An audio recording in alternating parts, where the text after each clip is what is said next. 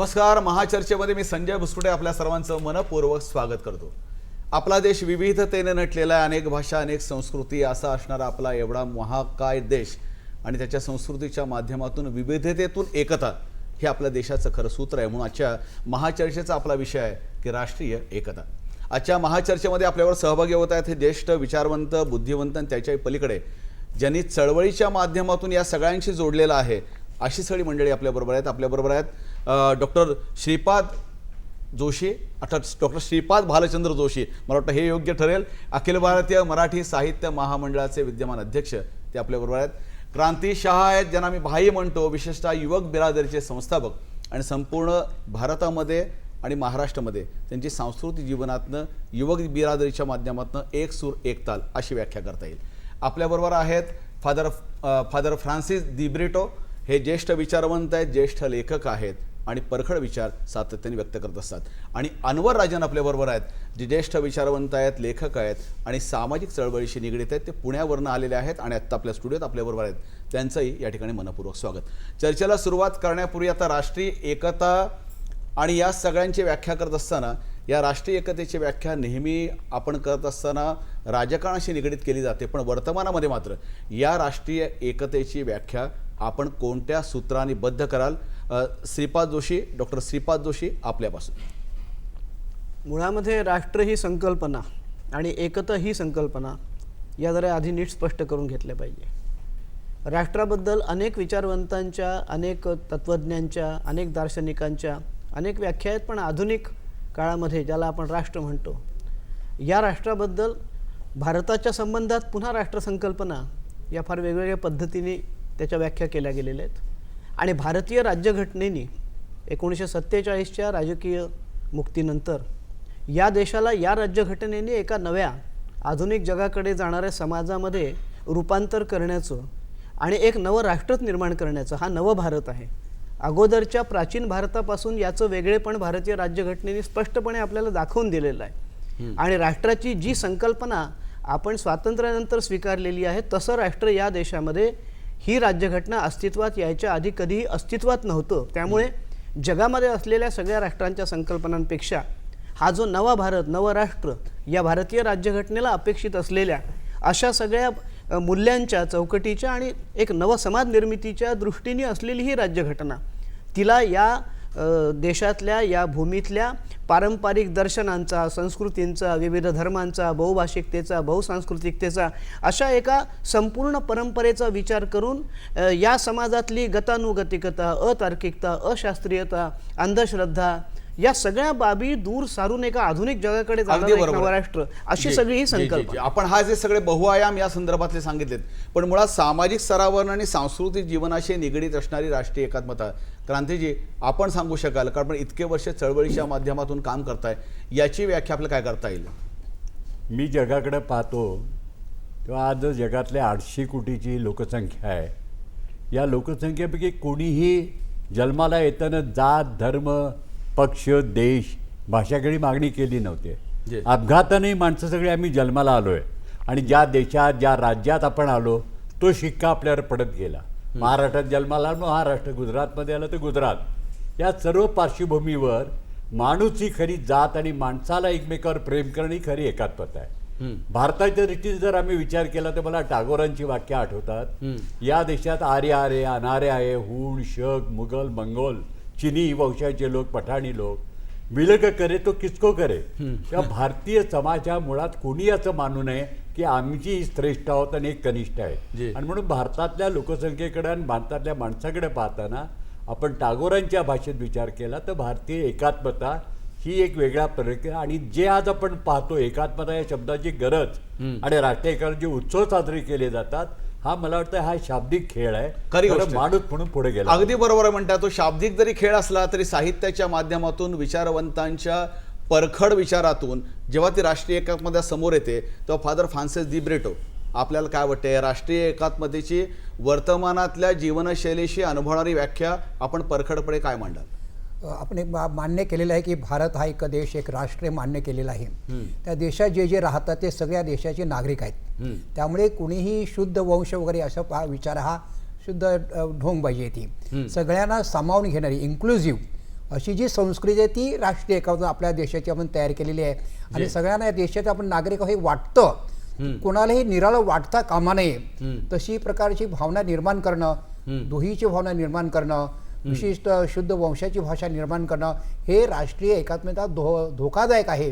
आणि त्याचबरोबर या समाजातले जे तळागाळातले आहेत, जे गरीब आहेत, वंचित आहेत, दुर्लक्षित आहेत, दुर्बळ आहेत, त्यांना प्रामुख्यानं कवित घेणारी जी संस्कृती आहे ती राष्ट्रीय एकात्मतेची संस्कृती आहे असं मी मानेन.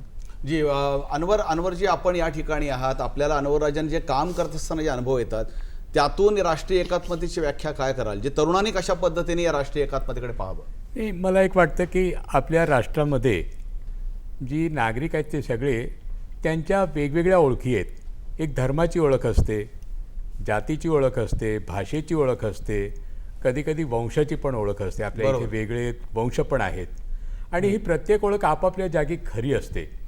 ही प्रत्येक ओळख इतरांच्या भाषेपेक्षा, इतरांच्या धर्मापेक्षा वेगळी देखील असू शकते. बरोबर. वेगळ्या भाषेचं, वेगळ्या धर्माचं, वेगळ्या वंशाचं, वेगळ्या जातीचं वेगळेपण मान्य करून त्याचा आदर करणं म्हणजे आम्ही एक राहायचा निर्धार केलेला आहे. तसं आपल्याला एकत्र बांधणारे सूत्र कमी असले तरी आपण या एका भूप्रदेशामध्ये आहोत.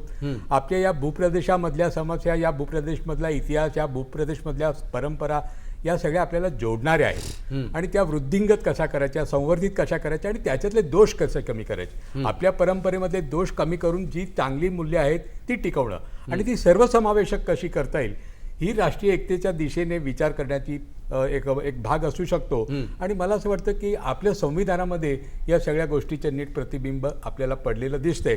नागरिकाची जी व्याख्या केलेली आहे आपल्या संविधानामध्ये ती कुठल्याही धर्माशी, कुठल्याही जातीशी, कुठल्याही भाषेशी किंवा कुठल्याही वंशाशी संबंधित नाही. किंबहुना एक वाक्यात जे सांगितलेलं आहे की कायद्यासमोर म्हणजे या आपल्या संविधानासमोर कुठल्याही नागरिकाच्या संदर्भामध्ये कुठल्याही धर्मावरून, भाषेवरून, वंशावरून किंवा लिंगावरून मतभेद किंवा पक्षपात केला जाणार नाही. सगळ्यांना समान लेखलं जाईल.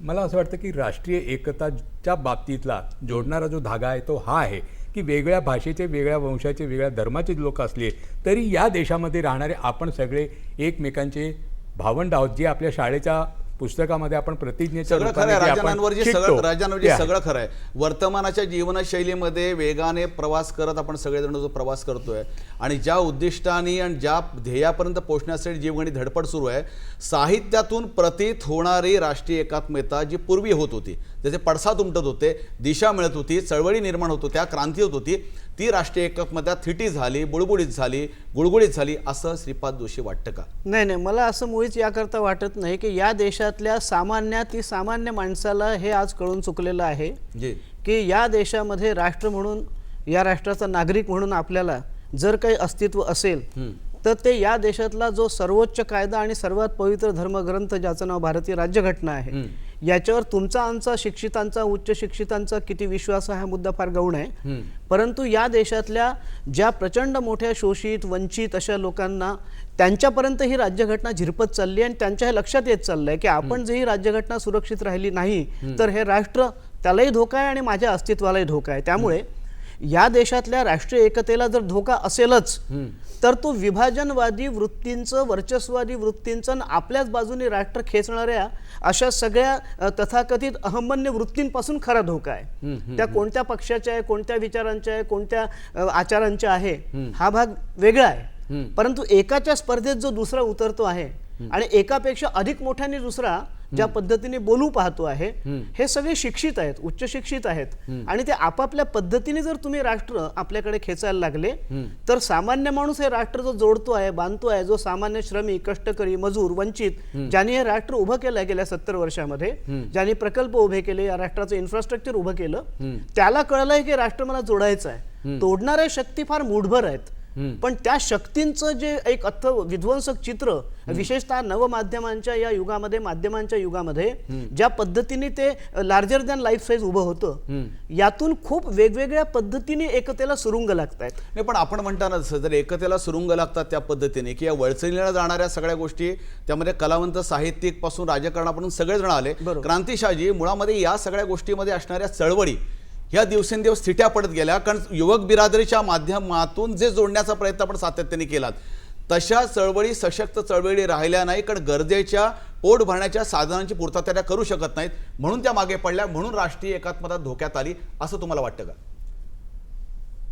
क्रांती. आज देशातली जी राजकारणी मंडळी आहेत, आणि मी कोणत्या एका एक पक्षाला दोष देत नाही आहे, सगळ्यांच्या सत्तेच्या खेळामध्ये सगळ्यांनी जात धर्म भाषा याचा अशा प्रकारे वापर सुरू केलेला की माणसं माणसांना तोडण्याचा प्रयत्न सुरू केला आहे. आपण एका बाजूला बघतोय, आपण ज्या महाराष्ट्रात राहतो उदाहरणार्थ, या महाराष्ट्रामध्ये शेकडो वर्ष वारकऱ्यांच्या दिंड्या पताकाने महाराष्ट्र एक राहिला. हो. जर महाराष्ट्रात वारकरी जन्माला आला नसता, एक पंथ निर्माण झाला नसता, खरी गोष्ट. पंढरपूरच्या वळवंडात माणसं गेली नसती, तर महाराष्ट्र बिहारच्या मागे गेला असता.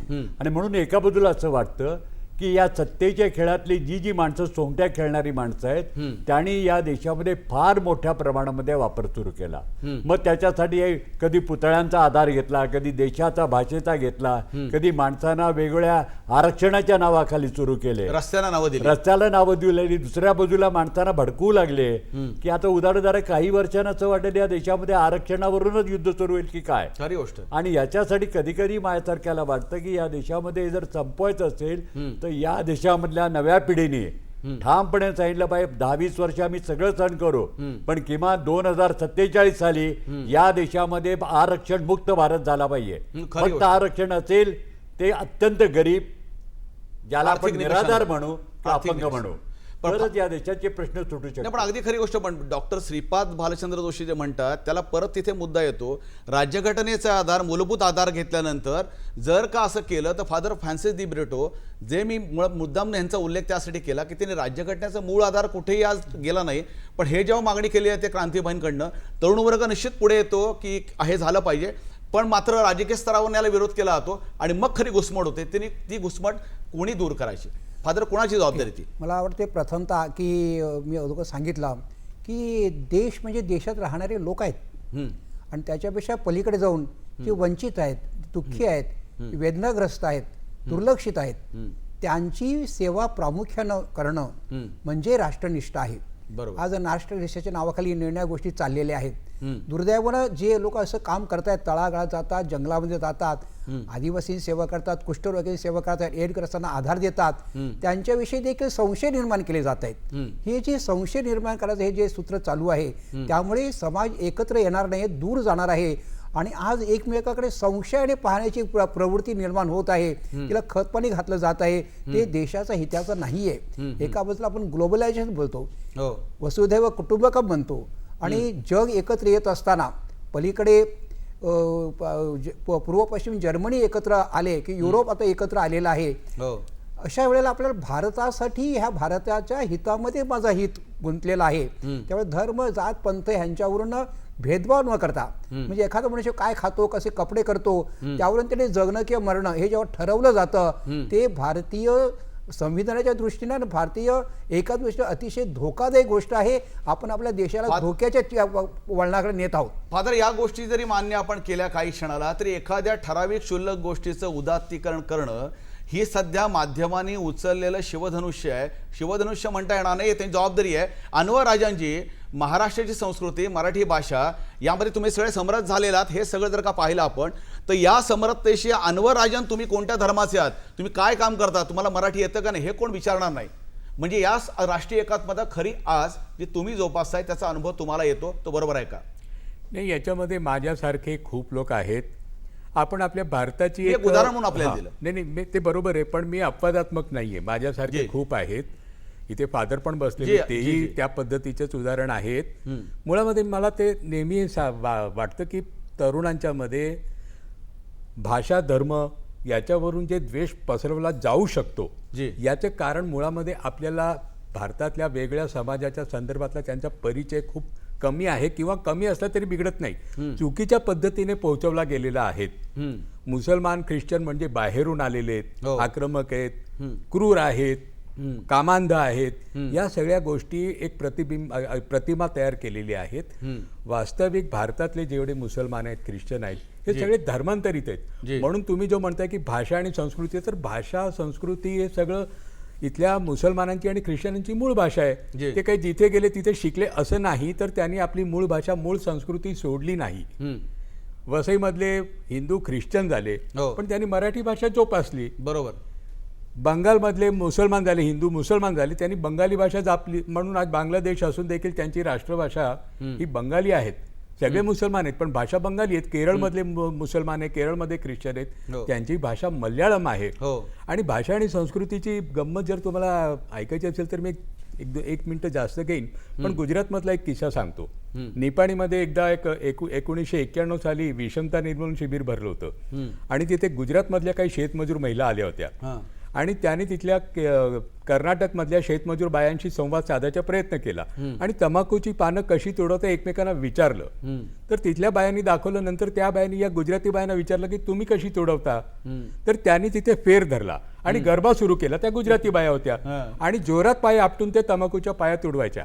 आता या ज्या सगळ्या बाया होत्या ख्रिश्चन बाया होत्या, शेतमजूर गुजरातीमधल्या गरबा करणाऱ्या ख्रिश्चन बाया होत्या. ख्रिश्चनांचा गरबा मी माझ्या डोळ्याने 90-91 साली बघितलेला आहे.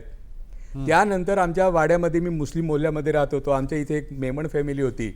त्यांच्या घरामध्ये लग्न होतं. लग्नाच्या आधी रज्जगा होता. रज्जगामध्ये आधी धार्मिक पठण झालं, अर्धा तास सगळे गेले. त्यानंतर गाणं बजाना सुरू झालं आणि ते मेमण मंडळींनी ढोलक वाजवत गाणी सुरू केली, डान्स सुरू केला आणि नंतर ते गरबावरती आले. हागडे जो रिंगणो खप्पे जो रिंगणो जे कारण म्हणजे हुई रे लढाई, कच्छी भाषेमधलं ते गाणं आणि त्याच्यावरती गरबा. मुसलमानांचा गरबा बघितला, हिंदूंचा गरबा तर सगळीकडे असतो. आणि अगदी 10 दिवसापूर्वी सोशल नेटवर्कवरती आता मी बघितला, जय भीमवरचा एक गरबा आता दलित मंडळी गुजरातमध्ये सादर करतात. तर भाषा ही एक आहे. एका भाषेमध्ये अनेक धर्म आहेत. जे कोणत्या धर्माचे आहे त्यापेक्षा अनेक पिढ्या त्या ठिकाणी राहिल्यानंतर तिथल्या धर्म हा बाजूला राहतो. भाषा आणि संस्कृतीचा प्रभाव चालीरीतींचा एवढा असतो की धर्म तिथे थिटावून जातो. जरी धर्म थिटा झाला असला तरी राजकारणात कसा अडकला याविषयी आपण चर्चा करणार आहोत. तत्पूर्वी घेऊया क्षणभर विश्रांती. पाहत राहा महाचर्चा. महाचर्चेमध्ये पुन्हा एकदा स्वागत. आपल्या सर्वांना माहिती आहे, भारताचे माननीय पंतप्रधान नरेंद्रजी मोदी यांनी स्टॅच्यू ऑफ युनिटी म्हणजे भारताचे लोहपुरुष माननीय सरदार वल्लभभाई पटेल यांच्या पूर्णाकृती पुतळ्याचं, तो देखील 182 मीटर जगातला सर्वात उंच पुतळा, त्याचं अनावरण नुकतंच केलं. त्या संदर्भामध्ये आपण प्रथमतः एक ध्वनी चित्रफित पाहूया.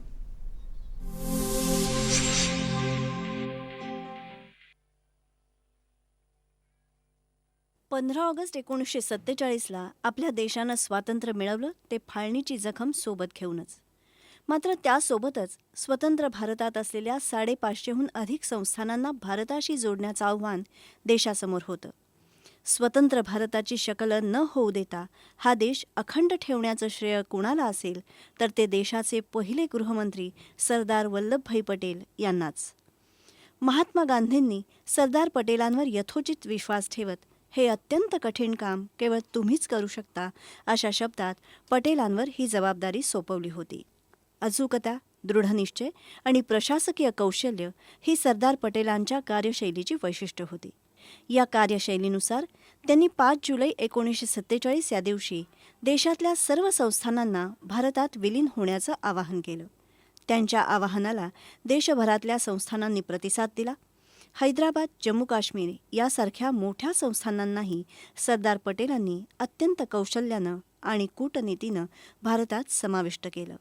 आज भारताचा जो नकाशा आपल्याला दिसतो आहे तो सरदार पटेलांचीच देणगी आहे. सरदार पटेल में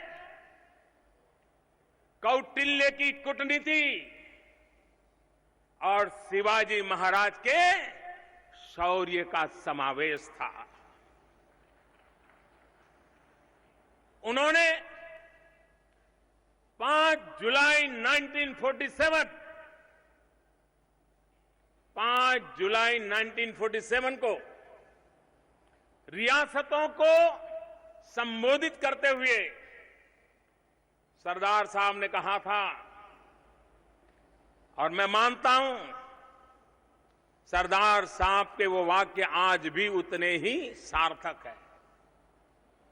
सरदार साहब ने कहा था, विदेशी आक्रांताओं के सामने हमारे आपसी झगड़े, आपसी दुश्मनी, वैर का भाव हमारी हार की बड़ी वजह थी.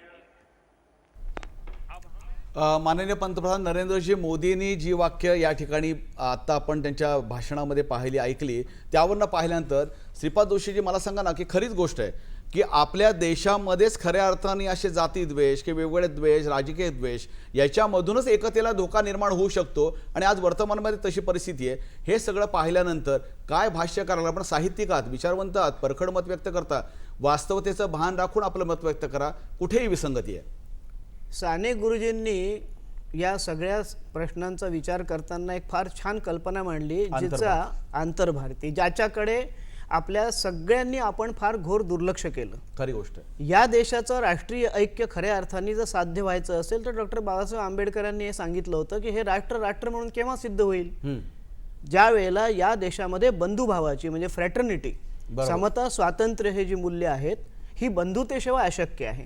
हा जातींमध्ये, पोट जातींमध्ये, अगदी हेगेल पासून, मार्क्स पासून, टागोर, गांधींपासून तर आंबेडकरांपर्यंत सगळ्यांनी या समाजाचं वर्णन करताना नवभारताच्या निर्मितीसाठी, आणि आंबेडकरांचा लढाच मुळात जाती अंताचा आहे. आणि जाती अंत झाल्याशिवाय हे राष्ट्र म्हणून सिद्ध होत नाही. कारण त्यामुळे माणसामध्ये जोपर्यंत बंधुभाव नाही, समता नाही, एकमेकांकडे आदराने पाहण्याचा आदरभावच जर व्यक्तीमध्ये अंतर्निहित नसेल तर तो आधी आणावा लागेल. आणि जोपर्यंत डॉक्टर राम मनोहर लोहियांनी वसाहतवादी मानसिकतेतून मुक्त होण्यासाठी भाषा, साहित्य, संस्कृतीसाठी मोठा लढा दिला आणि भारतीय भाषांची प्रतिष्ठा जोपर्यंत आपण वाढवत नाही आणि त्यांना जोपर्यंत आपण दैनंदिन जीवनाच्या, रोजगाराच्या, उपजीविकेच्या ज्ञानभाषा करत नाहीत तोपर्यंत या देशातल्या राष्ट्रीय ऐक्याला सुरुवातच होत नाही.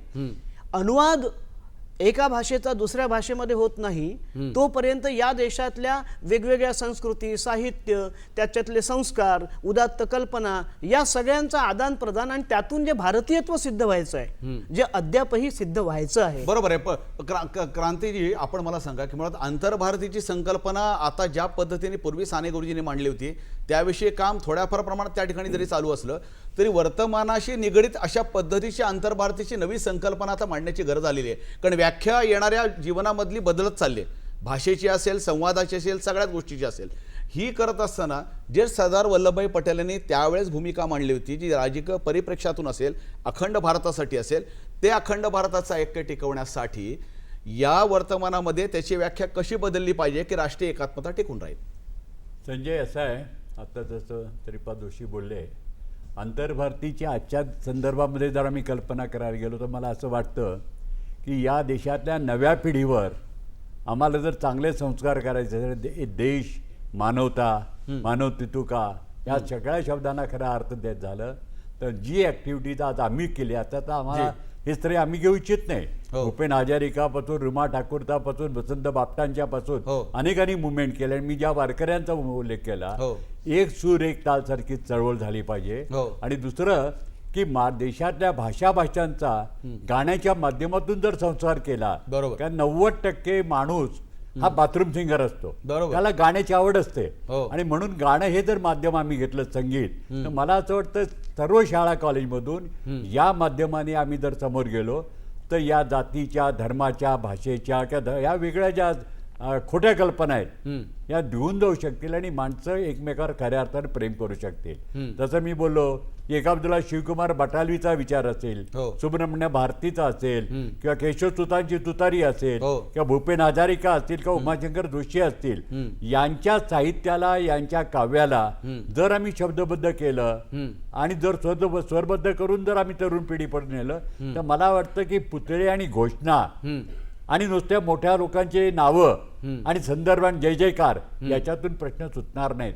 महाराष्ट्रात देखील रोज जर आम्ही म्हटलं हा फुल्यांचा, आंबेडकरांचा, तेवढा भागणार नाही. बरोबर प्रश्न आहे ते तरुण मनावर फुले, आंबेडकरही आता इतिहासातल्या व्यक्ती झाल्यात, त्यांना त्यांच्या भाषेत सांगितलं पाहिजे. आज त्यांच्या हातामध्ये मोबाईल आहे, या मोबाईल मधून ते जगाकडे बघू लागलेले आहेत. या सोशल जे काय चेंजेस येऊ लागल्यात त्या माध्यमाकडे आम्हाला वळायची गरज आहे. आणि जसं गुगल हा जगामध्ये आपल्या प्रत्येकाचे गुगल केलाय, गुगलने जगाचं ज्ञान त्याच्या खिशात आलंय, तसं आम्हाला या ज्ञानाची भांडारं नव्या माध्यमातून तरुणांच्या पर्यंत नेली पाहिजेत. बरोबर मला वाटतं एकात्मतेकडे. क्रांतीजी, आपण जसं म्हणला तसं फादर, मी तुम्हाला विचारतो, फादर फ्रान्सिस दिब्रिटो, आपण मराठीतले एक विचारवंत आहात, मला नाही वाटत बसेसारख्या ठिकाणी राहून देखील आपल्याला आपली मराठी भाषा आहे त्या भाषेतून आपण सातत्याने म्हणतात, पण वर्तमानाच्या पिढीची जी गरज आहे मुळात ती पोट भरण्याची आहे. त्यांना भाषा धर्म संस्कृती समजत नाही, त्याला ज्ञानार्जनाच्या गोष्टीपेक्षाही त्याचं पोट कसं चांगलं भरलं जाईल आणि कशा पद्धती जगू शकेल ही व्याख्या केली जाते. या सगळ्या महाराष्ट्राच्या संस्कृतीची एकरूपता आहे ही जपण्यासाठी तरुण पिढीने काय करावं, त्यांनी काय या सगळ्या गोष्टींकडे पाहावं, त्यांनी काय इतिहासामध्ये लोकांची फक्त नावं घ्यावीत, याच्याकडे तरुण पिढीने कशा पद्धतीने पाहिलं पाहिजे. सुरुवातीला श्रीपाद जे काही बोलले ते मी थोडंसं पुढे नेऊ इच्छितो. दलाई लामा यांचं एक वचन प्रसिद्ध आहे की भारतीय मनुष्य बोलतो फार, काम कमी करतो आणि द्वेष भरपूर करतो. हे आपल्या समाजामध्ये या देशामध्ये दिसून येतं की परस्पराविषयी प्रेमभाव तितका नाही आहे, उलट द्वेषभाव हा सिस्टमॅटिकली पसरवला जातो. आणि हे आपलं एक वैगुण्य आहे की आपल्या समोर मोठं आव्हान आहे की खरा तो एकाची धर्म जगाला प्रेम अर्पावे. ही मुळात जी दुसरी व्यक्ती माझा भाऊ आहे, माझी बहीण आहे, हे अजून आपल्यापर्यंत पोहोचलेलं नाही आहे. कारण मध्ये सगळे जातीचे अडथळे आहेत. तर आपल्याला ही एक मानव म्हणून जी भावना आहे ती पसरावी लागेल. तुम्ही हा विचार मांडला की आजचा जो तरुण आहे त्याला ह्याच्यामध्ये इंटरेस्ट नाही आहे, त्याला जातीभेद, त्याला संघर्ष की प्रदेशावरून भानगडी हे सगळं त्याला मान्य नाही. त्याला जगायचं आहे, त्याला मानाने आणि सन्मानाने जगायचं आहे आणि ते त्याला जगता आलं पाहिजे. त्या जगण्यासाठी जी काही परिस्थिती आहे ती आपल्याला उपलब्ध करून देणे राजकारत्याचं कार्य आहे. आज वसईतला मनुष्य मुंबईला पोहोचू शकत नाही, मुंबईत वसईला जाऊ शकत नाहीये. रेल्वेने प्रवास म्हणजे मोठा अत्याचार झालेला आहे. हे अत्याचाराला रात्रंदिवस युद्धाचा प्रसंग आहे की लोकांना सुखाने जगण्यासाठी जे काय लागेल ते देण्यामध्ये राजकारते कमी पडत आहेत. म्हणून देशामध्ये एक प्रकारचा सिनिसिझम येतो आहे, पण धोक्याच आहे. आणि ह्या तरुण मुलाला आपल्याला दाखवावं लागेल की हा देश तुमचा आहे आणि तुमच्यासाठी आहे आणि त्यासाठी त्यांना ही निर्णय साधनं उपलब्ध करून द्यावी लागणार आहेत. फादर, आपण मूळ मुद्द्यावर चर्चा करतो ती बरोबर आहे, कारण केवळ आपण राष्ट्रीय लोकनेत्यांची आणि युगपुरुषांची नाव घेऊन राजकारण करू शकता, पण वास्तवतेचं भान मात्र आपल्याला सुटता येणार नाही. म्हणूनच या वास्तवतेचं भान कसं राखलं पाहिजे याच्याविषयी आपण चर्चा करणार आहोत. तत्पूर्वी घेऊया क्षणभर विश्रांती. पाहत राहा महाचर्चा. नमस्कार, महाचर्चेमध्ये पुन्हा एकदा स्वागत. आपण मगाचपासून जी चर्चा करतोय राष्ट्रीय एकात्मता, वास्तवतेचं भान राखत. राजन रणवरजी, आपण काम करताय, हे सगळं काम करत असताना या देशामध्ये अल्पसंख्याकांना सुरक्षित असणारा सर्वात महाकाय देश असेल कुठला तर भारत आहे, अशा पद्धतीचं जगामध्ये चित्र आहे. पण थोड्या 2% घटना घडल्यानंतर, माध्यमांचं उदात्तीकरण केल्यानंतर अशी भावना निर्माण होते. यामुळे राष्ट्रीय एकात्मता धोक्यात आली असं वाटत नाही का? 2% चोऱ्या होतात म्हणून देश चोर ठरत नाही, अशी एक सगळी भूमिका मांडली जाते, ही कितपत योग्य आहे? याच्यामध्ये काही मूठभर घटना घडत आहेत, हे फक्त तेवढ्यापुरतं मर्यादित राहत नाही, तर या घटनेचं समर्थन पार रस्त्यावरती येऊन करणाऱ्यांची संख्या देखील वाढते, याची जास्त चिंता आहे. जातीच्या आणि धर्माच्या नावाने जे द्वेष पसरवला जातो, ज्याचं हिंसाचारमध्ये रूपांतर होतं, मग मॉब लिंचिंग होतं आणि त्याचं समर्थन सरळ प्रत्यक्ष किंवा अप्रत्यक्ष मार्गाने केलं जातं. अगदी मुलींच्यावरती बलात्कार झाल्यानंतर ती कुठल्या जातीची आणि कुठल्या धर्माची पाहून त्याच्यानंतर त्याची बाजू घेणं, आरोप्यांच्या बाजूने रस्त्यावरती येणं, कोर्टामध्ये पुष्पवर्षाव करणं, या सगळ्या घटना घडत आहेत. याच्यामुळे काळजी जास्त वाटते. आणि हा आपला धर्म नाही. भारतातला कुठलाही धर्म किंवा जगातला कुठलाही धर्म या प्रकारच्या हिंसाचाराचं समर्थन करत नाही, आणि करत असेल तो धर्म नाही. जो लोकांना जोडतो तो धर्म. म्हणजे विनोबाजीने फार चांगलं हिंदू धर्माची व्याख्या सांगताना केलेलं की हिंसेने जो दुखी होतो हिंदू, हिंसेने दुखी होतो तो हिंदू. सगळ्या धर्मामध्ये सांगितलेलं, सगळ्या धर्माचा पाया हा सद्गुण आहे. पण काही लोकांना वाटतं की धर्मातून सद्गुणाचा त्याग केला पाहिजे, अहिंसा आणि सहिष्णुतेचा त्याग केला पाहिजे, असं काही लोकांना वाटतं. हिंदू धर्मातून जर आपण सहिष्णुता आणि अहिंसा हा सद्गुण काढून टाकले तर हिंदुत्वाचा एक अतिशय क्रूर चेहरा उभा राहतो. इस्लाममधून जर सद्गुण टाकून दिले तर त्याच्यातून तालिबान उभा राहतो. तर मला असं वाटतं की सद्गुण आणि प्रेम आणि अहिंसा, सहिष्णुता या सगळ्या धर्माचे पाय आहेत, सगळे धर्म इथे आहेत. राजा तर नरवणे- धर्माच्या नावाने हिंसाचार राजा होणार नाही. प्रत्येक धर्माची मुळात व्याख्या जर का आपण पकडली आणि मूळ सूत्र आहे तर मुळात अहिंसा आहे, शांती आहे आणि सगळ्यांची सद्भावना आहे. अहिंसो परमधर्म असंच प्रत्येक ठिकाणी म्हटलं आहे. पण हे सगळं करत असताना परत एकदा मी तिथे येतो, डॉक्टर श्रीपाद भालचंद्र जोशी, या सगळ्यांमध्ये ज्या विचारवंतांच्या बैठका आहेत, ज्या विचारवंतांमुळे हा देश घडला, ज्या विचारवंतांमुळे भारताला स्वातंत्र्य मिळालं, ज्याच्यातून क्रांती निर्माण झाली, यांचं थिटेपण झाल्यानंतर हे सगळं शांत झालं आणि नको त्या लोकांनी त्यामध्ये जन्म घेतला, उदात्तीकरण व्हायला लागलं, राजकीयकरण व्हायला लागलं, म्हणून सगळ्या समोर चित्र आहे. तसं वाटत नाही का? नाही, मुळामध्ये काय आहे की माध्यमांच्या युगामध्ये दर्शनांपर्यंत, इतिहासापर्यंत, मूळ घटनांपर्यंत जाण्याची आपली वृत्ती पावली आहे लोप. ज्या विचारवंतांच्या बद्दल आपण बोलतोय, किती लोकांनी गांधींचं हिंद स्वराज्य वाचलंय हो? किती लोकांनी आंबेडकरांचे मूळ ग्रंथ वाचलेले आहेत? किती लोकांनी रामायण किंवा महाभारत तरी वाचलेलं आहे? बरोबर. किती लोकांनी गीता, कुराण, बायबल तरी वाचलेलं आहे? मुद्दा असा आहे की ज्यांनी वाचलेलं आहे ते लोक फार कमी बोलतात, कारण त्यांना ते कळलेलं असतं. आणि ज्यांनी त्यातलं काहीही मुळातलं ठाऊक नसतं ते एकमेकांबद्दल फार अभिमानाने, फार गर्वाने नको त्या गोष्टी आणि त्याचं अत्यंत विकृत असं स्वरूपही लोक उभे करत असतात. मुळात माध्यमांच्या युगामध्ये मूळ गोष्टींपर्यंत पोहोचण्याची आपली जी वृत्ती आहे, संवेदना, ही झाली आहे बधीर आणि मेंदू झाले आहे सपाट. आणि आपले अभ्यासक्रम, आपले शिक्षणक्रम हे सगळे बरेचसे वेगवेगळ्या जातनिष्ठ, धर्मनिष्ठ, संप्रदायनिष्ठ यांच्या भावना दुखावतात. म्हणून हळूहळू आपल्याला अंकलिपीच फक्त छापावी लागेल, साहित्य किंवा बाकी धडे अभ्यासक्रमात उद्या येतानाच दिसणार नाहीत. आपण विवेकी समाजाकडे वाटचाल करतो आहोत का, हा खरा मुद्दा आहे. खरी गोष्ट. आपण जर भारतीय राज्यघटनेचं रूपांतर एक अविवेकी राष्ट्र निर्माण करण्यासाठी असलेल्या अभिव्यक्तीचं स्वातंत्र्य म्हणून जर घेणार असू, तर भारतीय राज्यघटनेने अभिव्यक्ती स्वातंत्र्य हे अनिर्बंध दिलेलं नाही, हे आधी आपण राष्ट्रीय एकात्मतेसाठी लक्षात घेतलं पाहिजे. त्यामुळे त्यातले निर्बंध आपल्या स्वातंत्र्यावर निर्बंध आहेत आणि दुसऱ्याचा आदर राखणं, केवळ दुसऱ्याच्या भावना दुखावतात म्हणून तो जसा उठून उभा राहू शकतो, धर्मनिरपेक्षता ही सुद्धा भावना आहे. खरी गोष्ट. आणि ती सुद्धा दुखावली जाऊ नये याचीही काळजी घेतली तरच ऐक्य जे आहे राष्ट्रातलं तेच धर्मनिरपेक्ष राष्ट्राकडे जाईल. डॉक्टर जोशी, आपण म्हणतात त्याचंच एक महत्त्वाचं उदाहरण म्हणून आपल्याबरोबर गोव्यावरून दूरध्वनी थेट संपर्क यंत्रणेमार्फत आपल्याबरोबर किशोर मांद्रेकर जी आपल्याबरोबर सहभागी होत आहेत, जे गोवा गोमांतकचे संपादक आहेत. गोवा मांद्रेकरची या महाचर्चेमध्ये आपलं मनपूर्वक स्वागत. नमस्कार. नमस्कार. नमस्कार. ही जी चर्चा आपण ऐकत असाल, पाहत असाल स्वतः, हाच मुळात गोव्याचा जर का आपण रेफरन्स त्या ठिकाणी पाहिला, गोव्याचा जर भूप्रदेश त्या ठिकाणचा पाहिला, तर कोकणी, मराठी आणि अशा सगळ्या पद्धतीचा असणारा भूप्रदेश आहे.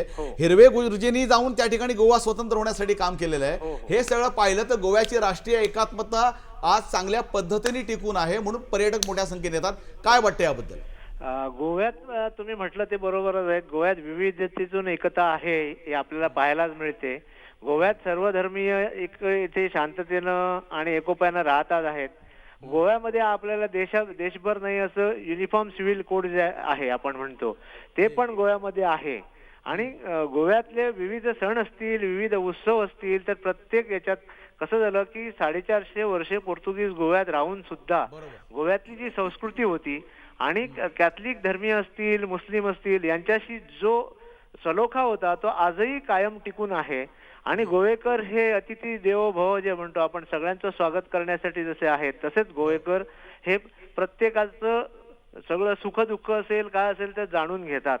आपल्याला असं आढळून येईल की गोव्यात आपण बघितलं असेल की गोव्यातला जो ख्रिसमस असेल, गणेश चतुर्थी असेल, तर आजही अनेक कॅथलिक असतील, हिंदू धर्मामध्ये सुद्धा त्या उत्सवांचं म्हणजे सणांचं पूजन असेल, उत्सव साजरे केले जातात. आणि अशातनं आपण ज्यावेळी बघतो की देशभर बघतो, इतर ठिकाणी आपण बघतो की काही गोष्टी म्हणजे अल्पसंख्याक, हिंदू असे काहीतरी गट पडतात, तड पडतात, मतभेद निर्माण होतात. पण त्यापासून गोवा आपला अलिप्त आहे आणि गोमंतकीयांनी आपलं जे सत्व जे आहे ते जपून ठेवलेलं आहे. मांद्रेकरजी, गोव्यामध्ये असणारी पोर्तुगीज संस्कृती, त्यानंतर ख्रिश्चनमध्ये कॅथलिक असतील, अनेक धर्मीय त्या ठिकाणचे असतील, मराठी त्या ठिकाणचे असतील, हे सगळं पाहिल्यानंतर इतकं उत्तम उदाहरण की अनेक धर्माचे लोक त्या ठिकाणी राहत असल्यानंतर देखील तिथे राष्ट्रीय एकात्मता टिकवून ठेवली जाते. याचं प्रमुख कारण काय विश्लेषण सांगता येईल आपल्याला? प्रमुख कारण म्हणजे मुळात गोमंतकीय जो आहे तो शांतपणे विचार करणारा आहे आणि आपल्यामुळे दुसऱ्याला त्रास होऊ नये असं पाहणारा आहे.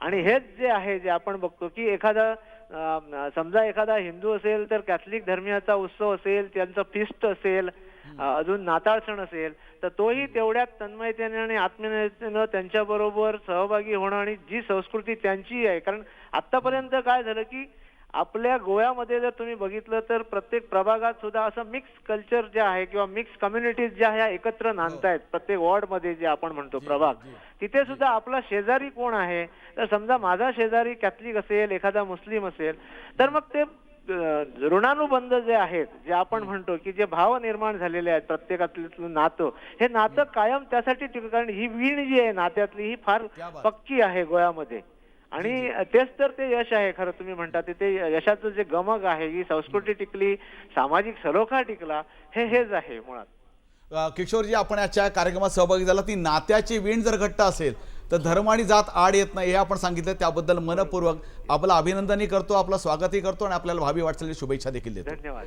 क्रांती शहाजी यांनी नात्याच्या विणेबद्दल सांगितलं. खरंच महत्त्वाचं आहे. वर्तमानातल्या शहरीकरणामुळे आणि जीव घेण्या जीवनशैलीमुळे माझ्या कडेला कोणत्या धर्माचा माणूस राहतो मला काही घेणं देणं नसतं, हीच परिस्थिती ग्रामीण विभागापर्यंत पोहोचलेली आहे. म्हणून आपण जे म्हणतोय, मगाचपासून मुद्दा मी तोच म्हणतोय, 2% गोष्टींचं उदात्तीकरण करून देश धोक्यात आलाय, अशी आपण आरोळी फोडतो. ही योग्य नाही असं वाटतं का तुम्हाला? हा 2%चा जो विषय आहे त्याच्यात मी जरा खोलात जाऊ इच्छितो. आता गोव्याचं आपण उदाहरण पाहिलं, ती वास्तवता पाहिली. याला कारण आहे गोवा किंवा जगातला ऑस्ट्रेलियासारखे जे देश आहेत, तिथं लोकसंख्या फार कमी आहे, निसर्गाच्या स्थानी राहणारा प्रदेश आहे. ही जी सगळी महानगरं आहेत हिंदुस्थानातली, या सगळ्या महानगरामध्ये तुम्ही म्हणा नरकपुरी झालेली आहे. या प्रचंड गर्दीला या 2% ही जी काही माध्यम आहेत, ही माध्यमं काय आहेत? ही काही परिवर्तनाची माध्यमं नाही आहेत, हे काही टिळकांचं केसरी नाही आहे, किंवा सानेगुरूंचं साधना नाही आहे. ही सगळी मोठ्या उद्योगपतींची लुटारू कारखाने आहेत. या ठिकाणचा संपादक देखील त्याच्या मनातील तसं भावना इकडून तिकडे फेकला जातो. आणि म्हणून प्रश्न असा आहे की या माध्यमांना या समाजातली एकी राहावी, समाज बदलला जावा, याच्याशी काही कर्तव्य नाही. ही या देशातली सगळ्यात मोठी बाजारपेठ आहे. या बाजारपेठ लुटण्यासाठी माध्यम सगळे चॅनल्सवाले आज लुटारू म्हणून बसलेले आहेत. आज आपण बघतो भारतातला सगळ्यात पैसा, उदाहरण तुम्हाला सांगतो, वेगळा विषय तुम्हाला वाटेल कदाचित, या जीएसटी नोटबंदी नंतर या देशातले लाखो छोटे व्यापारी, छोटे कारागीर खेड्यापाड्यामध्ये सुखाने जगत होते. एक अमेरिकेतला उद्योगपती येतो आणि त्या भारतामध्ये येऊन बसतो, त्याच्या सगळ्या उद्योग इंडस्ट्रीमुळे तो जगातला सगळ्यात श्रीमंत बनतो. या सगळ्या जगामध्ये आम्ही जेव्हा बघतो, अर्थकारण देखील या देशामध्ये निगडीत आहे. या अर्थकारणाचा देखील विचार आमचे राजकारणी करत नाहीयेत की आपण कोणासाठी काय करतो. पण मला सांगा ना, जग सगळीकडेच बदलतंय, असं काही नाही की भारत बदलतोय. पण हा जरी मुद्दा असला तरी आपला विषय जो महत्वाचा आहे फादर, याकरता मला सांगा, आपण ज्या पद्धतीने चर्चा करतोय, आपण असं विचार केला पाहिजे की जे काय घडलंय त्या पलीकडे काय घडणं अपेक्षित आहे, काय नवीन दृष्टिकोनातून आपण या सगळ्याकडे पाहिलं पाहिजे, त्याकरता काय केलं पाहिजे, याविषयी फादर आपण सांगा, कारण ते जास्त मार्गदर्शक ठरेल. मी काही काळ युरोपमध्ये राहिलेलो आहे जी, आणि तिथून भारत पाहिलेला आहे आणि तिथल्या लोकांच्या नजरेतून देखील भारत पाहिलेला आहे. त्या सगळ्यासाठी भारत खरोखर इनक्रेडिबल इंडिया आहे की विविध जाती, धर्म, पंथ, संस्कृती, भाषा ही सगळे असून ही लोक एकत्र कसे नांदतात, कसे राहतात, ही भारताची जगाला देणगी आहे. बरोबर, हे आपलं वैशिष्ट्य आहे, हे आपलं भागध्येय आहे. पण हे जे भारतीयत्व, हा जो इथोस आपण तयार केला आहे, तो जपणं फार आवश्यक आहे. कसं जपायचं? आणि त्यासाठी तरुणाकडे आपण गेलं पाहिजे, अगदी बरोबर, शाळेतल्या मुलाकडे गेलं पाहिजे. आता पाठ्यपुस्तकामध्ये प्रतिज्ञा वसवली आहे. मी स्वतः पाठ्यपुस्तक मंडळाच्या मराठी विभागात काम करतोय. आम्ही सगळ्यांना प्रतिनिधित्व देण्याचा प्रयत्न करत आहोत. पण ते जेव्हा शाळेमध्ये जातं, शिक्षकाकडे जातं, तो देखील तशा प्रकारचा व्यापकतेचं भान असलेला शिक्षक असला पाहिजे की तो मुलाने घडवू शकेल. आणि आजची आपली सगळी नवीन संस्कृती निर्माण होत आहे, त्याचं आपल्याला पाठशाळा ही वर्ग आहेत. या वर्गामधून, या क्लासरूम मधून उद्याचा भारत घडणार आहे. खरी गोष्ट. त्या विद्यार्थ्यावर कसे चांगले प्रभाव होतील. शिक्षणातला भाव संपला असं वाटतं का? आता व्यापारीकरण सगळ्याचं झालेलं आहे. बरोबर, मग खरं म्हणजे वर्गामध्ये शिकवलं जातं, त्याच्यामुळे जास्त ट्युशनच्या क्लासमध्ये शिकवलं जातं. खरं त्या यशाचे श्रेय कोणाकडे माहिती नाहीये. पण हे मोठ्या प्रमाणात तुम्ही शिक्षणाचा फार मोठा मुद्दा मांडलेला आहे. आज हा मी एकदा मागे सांगितलं होतं आमच्या शिक्षण मंत्र्याच्या त्या परिषदेमध्ये की आपल्याला महाराष्ट्र ट्युशन मुक्त करता येईल का. बरोबर. की वर्गामध्ये मुलं शिकतील का? आज वर्गामध्ये शिकत नाही आहेत आणि हे मोठं मला धोका वाटतो की हे कोण ठरवत आहे मुलांनी नाही, काय पण शिकायचं, अगदी कुठले बरोबर संस्कार ते होणार आहे आहे. मुळामध्ये बुद्ध राजानंदवरजी आपण जे म्हणतायत त्या पद्धतीने की मुळात हे सगळं चालू आहे, तर याला उपाययोजना पण आपण शोधल्या पाहिजेत. पण त्या शोधत असताना आपल्याला काय करणं अपेक्षित आहे याचा देखील आपण विचार करूया. तत्पूर्वी घेऊया क्षणभर विश्रांती, पाहत राहा महाचर्चा. महाचर्चेमध्ये मनापासून स्वागत. आपल्या महाचर्चेचा आजचा विषय आहे राष्ट्रीय एकता. राजा अनवरजी, आपण मुळामध्ये ज्या तरुण पिढीचा विचार करणं आवश्यक आहे, जे मगाशी क्रांती शहाजींनी सांगितलं, श्रीपाद जोशींनी सांगितलं, त्यांचा विचार करताना आपण काय केलं पाहिजे त्याकरता सांगा. ही राष्ट्रीय एकता जपत असताना कोणत्या भूमिकेतून काम करण्याची नितांत गरज आहे? मी एकतर तरुण पिढीच्या बाबतीत फारच आशादायी आहे, कारण की तरुणांच्या मध्ये जाती धर्माच्या संदर्भामध्ये अधूनमधून एक क्षणभर असे काही विचार येतात की इतर धर्माच्या इतर जातीच्या द्वेष करण्याची भावना, पण एक दीर्घकालीन जर त्यांच्या विचाराची हे बघितली मानसिकता, तर त्याच्यामध्ये जात धर्माच्या पलीकडे जाण्याची इच्छा धारण करणाऱ्यांची संख्या सातत्याने वाढते आहे. बरोबर. आंतरजातीय आंतरधर्मीय लग्न करणाऱ्यांची संख्या सातत्याने वाढते आहे. एक चांगल्या समाजाकडे जाण्याचं त्यांचं स्वप्न आहे. क्रांती शहानी सांगितलं ते मलाही पडतं की आरक्षणमुक्त समाज तरुण स्वप्न जरूर बघतोय, पण त्या दिशेने जायचं असेल तर शोषणमुक्त अन्यायमुक्त समाज रचना झाल्याशिवाय आरक्षणमुक्ताची भाषा नाही करता येणार. आज अनेक समाज असे आहेत, अनेक तरुण असे आहेत की ते त्या विशिष्ट जातीचे आहेत म्हणून त्या विकासाच्या प्रवाहापासून दूर आहेत. काही ठिकाणी तर त्यांना मारपीट होते. म्हणजे उन्हाचं दृश्य डोळ्यासमोर आपल्या येते. दलितांचे, मुसलमानांचे, ख्रिश्चनांचे, ते फादर स्टेन सारख्या ग्लोबलायझेशनच्या जमान्यामध्ये या गोष्टीला फारसं महत्व नाही. ज्याला पुढे जायचं आहे, ज्याला स्वतःच्या कर्तृत्व गाजवायचं आहे, त्याला कुठल्याच गोष्टी आड येत नाही. ज्याला राजकारण करायचं आहे त्याकरता मात्र हे असतात. चर्चेच्या शेवटच्या टप्प्यामध्ये श्रीपाद जोशीजी, या सगळ्या गोष्टींचं उदात्तीकरण कशाला आपण आजही करायचं? मला सांगा, काय काय तरुणांनी काय पुढे घेऊन जायचंय, ऐक्य घेण्यासाठी काय केलं पाहिजे, हा देश अखंडित राहील? मुद्दा असा आहे की राष्ट्र निर्माणासाठी जे आपण करायचं आहे ते आपण स्थगित केलेलं आहे. राष्ट्र निर्माणाच्या ज्या चळवळी आहेत, भाषा, साहित्य, संस्कृती, ही माणसाच्या एकूणच सगळ्या कल्पनाशक्तीचा, विचारशक्तीचा मूलाधार आहे. आणि तुम्ही जर आपल्या सगळ्या राज्य सरकारांचं याच्यावर खर्च होणारं जो अंदाजपत्रक बघितलं तर याच गोष्टींकडे सगळ्यात जास्त आपण कमी खर्च करतो. बरोबर. कशाच्या आधारावरती आपण विचार पसरवणार? भाषेच्या. आपल्या भाषा समृद्ध आपण करत नाहीये.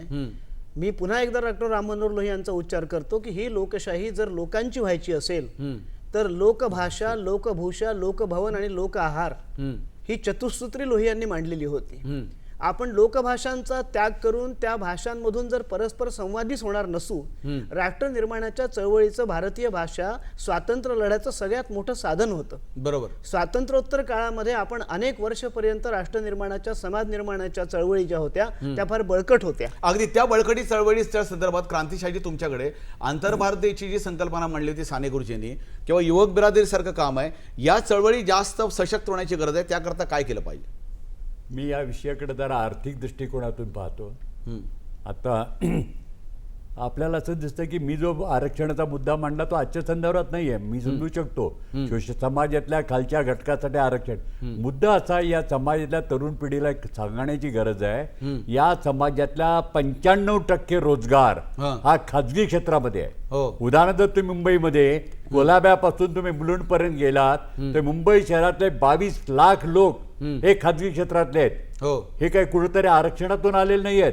पोटाची खळगी भरण्यासाठी माणूस श्रमातून, कष्टातून. बरोबर आहे. क्रांतीशाही, मला काय करणं, आपण शेवटच्या टप्प्यावर आहोत, काय करणं अपेक्षित आहे? याच्यासाठी मला एक प्रामुख्याने असं वाटतं की या तरुण मनाला वेगळ्या दिशेने घेऊन जावं लागेल. त्यांना खरे प्रश्न काय आहेत हे जर त्यांना समजावून सांगितलं तर ह्या उथळ उद्योगातून ते राष्ट्रीय एकात्मतेच्या विरुद्ध काम करणार नाही आहेत. केवळ आम्ही एकात्मतेची शपथ घेणं, एकात्म दिवस साजरा करणं, याच्यातून प्रश्न सुटणार नाही आहेत. त्यांना त्यांच्या आर्थिक गरजेसाठी आम्हाला हातभार लावावा लागेल. जे फादर फ्रान्सिस दिब्रिटो, मोजक्या शब्दात सांगा काय करणं? मला वाटतं अशा प्रकारच्या चर्चा वारंवार व्हायला पाहिजे आणि त्याच्यामध्ये तरुणांना तुम्ही सहभागी करून घ्या. त्यांना काय वाटतं, त्यांचं काही विजन आहे, त्यांचे काही ड्रीम्स आहेत, ॲस्पिरेशन्स आहेत, ते आपल्याला समजून येईल. आणि माझा तर असा विश्वास आहे, तरुणावर खूप विश्वास आहे की त्यांच्यामध्ये प्रचंड ऊर्जा आहे. फक्त कधी कधी त्यांना दिशा दिसत नाहीये. हे दिशा दाखवण्याचं काम बरोबर. तरुणांच्या ऊर्जेला दिशा दिली पाहिजे. अनवर राजनजी, थोडक्यात मला 2 गोष्टी सांगायच्या की एक संविधानाच्या संदर्भामधली माहिती, संविधानातली मूल्य तरुणांच्या पर्यंत पोहोचवणं आणि दुसरं या देशातला इतिहास, खरा इतिहास लोकांच्या समोर घेऊन जाणं. इतिहास म्हणजे केवळ राजा महाराजांचा इतिहास नाही. बरोबर. इतिहास म्हणजे या देशातल्या सर्वसामान्य माणसांचा इतिहास. इतिहास म्हणजे या देशातल्या सुधारणेच्या चळवळीचा इतिहास. महात्मा फुले, गौतम बुद्ध, महावीर हे सगळे जे सुधारक झाले, त्यांनी जी समाज रचना निर्माण केली तोही इतिहास. इतिहास इथल्या संस्कृतीच्या, इतिहास इथल्या भाषेचा, कुठल्या भाषा जन्मल्या, किती भाषा मेल्या, का मेल्या, आणि आता नवीन भाषा मरू नये त्यासाठी आपण काय करायला पाहिजे, तर इतिहास आणि बरोबर. संविधान याची साक्षरता वाढवून तरुणांना आपल्या परंपरेचे एक दर्शन जर बरोबर. घडवलं, तर राजानांवर आधुनिक जी भारत बोलतायत घडवताना बोलतायत त्याचा ते अगदी उपयोग बरोबर आहे. की ज्या पद्धतीने केलं श्रीपाद जोशी, मला सांगा की मुळामध्ये जो इतिहास जो वर्तमानाशी उमेद वाढेल आणि भविष्याचा ध्यास घेऊन पुढची वाटचाल करेल, याकरता इतिहासाची व्याख्या थोडक्यात काय केली पाहिजे, काय केलं पाहिजे? मुळामध्ये इतिहासाचं आकलन हे जर चुकीचं असेल तर भविष्य चुकीचं वर्तमानामध्ये उभं केलं जातं. मुळामध्ये मगाशी आपण जिथून सुरू केलं तिथे आपण शेवटी येऊया की या राज्याची राज्यघटना ही धर्मसापेक्ष नसून धर्मनिरपेक्ष आहे. मुळामध्ये या वृत्तीचा, शास्त्रीय वृत्तीचा समाज, सायंटिफिक टेम्पर निर्माण करणं हे भारतीय राज्यघटनेने अधिकारासारखंच आपल्याला कर्तव्यही दिलेलं आहे. आपण समाज हा शास्त्रीय वृत्तीच्या विरोधातला उभा करतो आहोत. आपल्याला त्या दिशेने, भारतीय राज्यघटनेने आखून दिलेल्या दिशेने जावं लागेल आणि त्या दृष्टीने आपल्या ज्या 1980 पर्यंतच्या चळवळी होत्या त्या पुन्हा एकदा नीट बळकटपणे आपल्याला उभ्या कराव्या लागतील. खरी गोष्ट आहे, चळवळीच्या माध्यमातून देश सशक्त करण्यासाठी किंवा भविष्यातला सुजलाम सुफलाम देश, नवनिर्माण देश करण्यासाठी जो आपल्या देशाचे पंतप्रधान नरेंद्र मोदीजी स्वप्न पाहतायत, त्याकरता आपण सशक्त पद्धतीने काम केलं पाहिजे. आणि ते काम करत असताना धर्मनिरपेक्ष व्यवस्था कशी निर्माण होईल याकरता कटाक्षानं पाहिलं पाहिजे. आजच्या चर्चेच्या निमित्तानं इथेच थांबूया. पुन्हा भेटूया पुढच्या एका भागात एका नवीन विषयासह. तोपर्यंत आपण सर्वांना मनपूर्वक शुभेच्छा. दिवाळी